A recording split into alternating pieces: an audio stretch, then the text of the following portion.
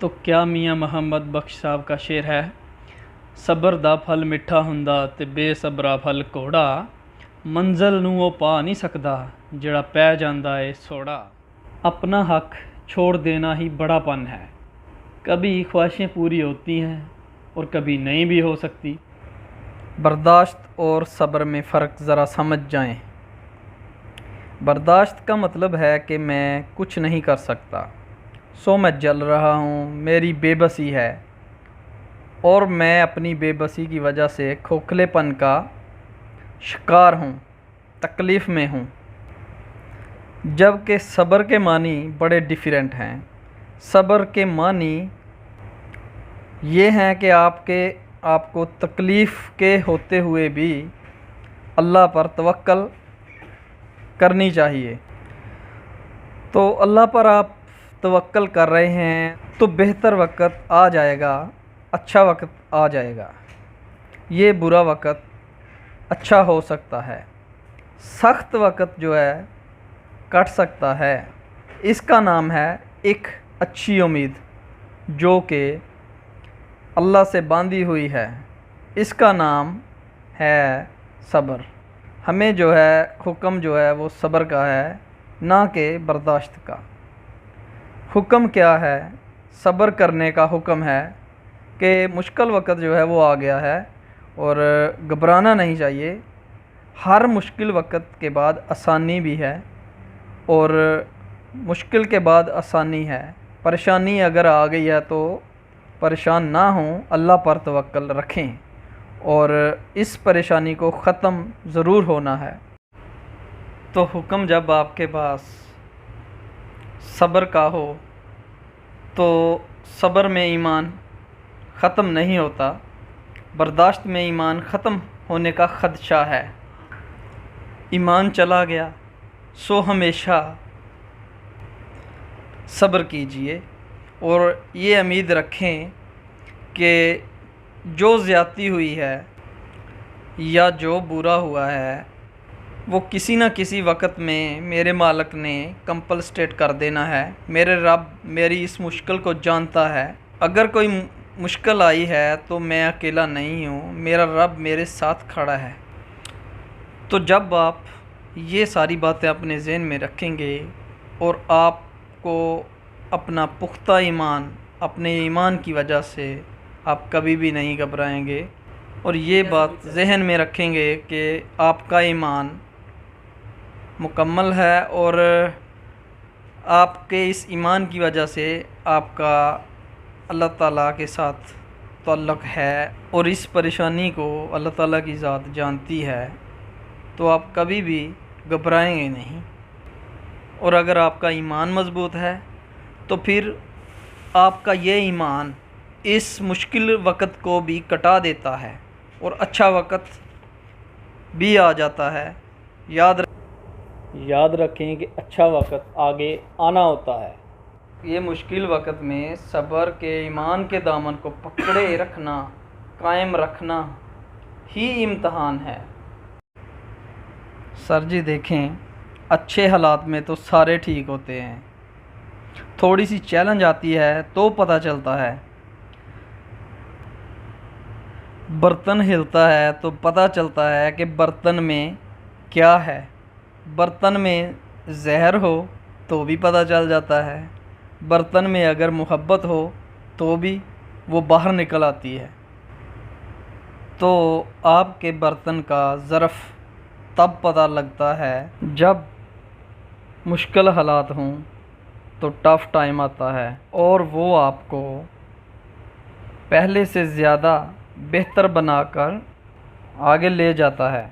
जापानी कई कबीले हैं, उनके यहाँ रवाज है कि अगर बर्तन टूट जाए तो वो उस दरार को और सोने से भर देते हैं। उस दरार को, उस तरेड़ को सोने से फिल कर देते हैं। और मेरा भी ये ईमान है कि जिसका दिल टूटा हो, अल्लाह ताला की ज़ात इसका साथ ज़्यादा देती है। जिसका दिल टूटा हो, अल्लाह उससे मोहब्बत ज़्यादा करता है। जिसका दिल टूटा हो उसके पास ज़्यादा मोहब्बत वाला सजदा होता है, उसके पास तड़प वाला सजदा होता है। देखें, बंदा नमाज़ पढ़ता है, दुआएं मांगता है और रूटीन है ये, और दिल टूटा होता है तो तड़प वाला सजदा होता है।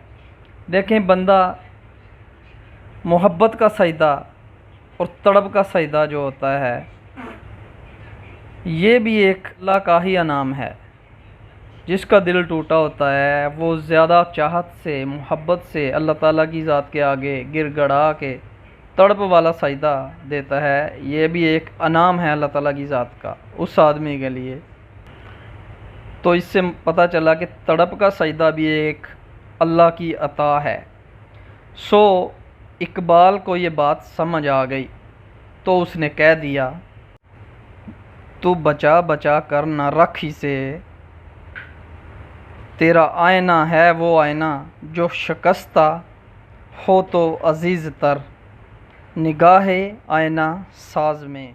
अल्लाह को टूटे हुए दिल ज़्यादा पसंद हैं। अल्लाह को ऐसी बेबसी ज़्यादा पसंद है कि जिस बेबसी में आप अल्लाह ताला को नहीं भूले। अल्लाह को वो मुश्किल बड़ी अच्छी लगती है जिस मुश्किल में बंदा अल्लाह ताला की ज़ात को नहीं भूलता। उसका बंदा अल्लाह ताला की ज़ात को याद रखे और कभी ना भूले। माँ अगर एक लगा दे तो मुंह से माँ ही निकलता है, और अल्लाह वाले को अगर कोई तकलीफ़ होगी तो मुंह से अल्लाह ही निकलता है। और अल्लाह के दर का सवाली होना ये बज़ाते ख़ुद एक अल्लाह का इनाम है, अल्लाह का करम है, अल्लाह की अता है। मेरी दुआ है कि अल्लाह आपको हमेशा अल्लाह के दर का सवाली बना कर रखे, अपने दर का सवाली बना के रखे, ताकि दर दर थर थर ना करना पड़े, रसवा ना होना पड़े, ख्वार ना होना पड़े। सही है। और अल्लाह का जो सवाली है वो फिर किसी दर की तरफ देखता भी नहीं है। तो वासफ़ अली वासफ़ का एक जुमला है, अगर आँख खुल जाए तो बंदा इस मुश्किल का भी शुक्रिया अदा करता है जिसने अल्लाह का रास्ता दे दिया। बंदा इस गुनाह का भी शुक्रिया अदा करता है जिसकी तौबा की चक्कर में बंदा अल्लाह के दर का सवाली हो गया। हम उनके पास गए हरफ़े आरज़ू बनकर, हरीमे नाज में पहुँचे तो बेनियाज हो गए। लेने तो कोई और बात गए थे, मसला गए थे, उधर पहुँचे तो दिल लग गया और बंदगी का हक अदा हो गया और अल्लाह से दोस्ती हो गई।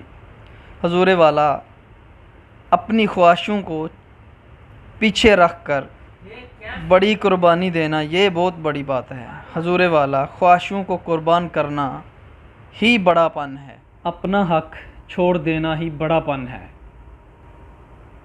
हम सब ख्वाहिशें पूरी करवा कर और फिर अमान पर कायम रहना चाहते हैं।